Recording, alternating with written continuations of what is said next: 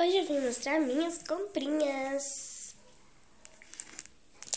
Foi esse pirulito aqui, ó. Do Pop Kiss novo, que é de melancia. Aí eu já abri ele. E agora eu vou experimentar ele. Ele é o de melancia, né? Ele é um novo. No final do vídeo eu mostro eu experimentando. Esse aqui foi a segunda comprinha. Esse gloss da Victoria's Secret. Ele custou R$20, que é da Victoria's Secret. E esse pente para eu levar para o meu colégio para pentear meu cabelo. Então, essas foram minhas comprinhas. Esse daqui custa 25 centavos, esse custa 20 e esse daqui custou 5. Agora, como eu falei, que no final do vídeo eu ia mostrar eu chupando Pop Kiss.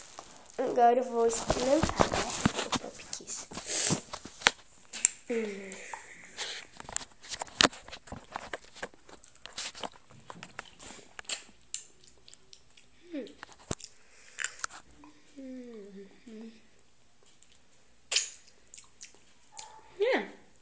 Não é ruim, não. Mas também não é bom, não. Meio sem gosto. Mas é gostoso.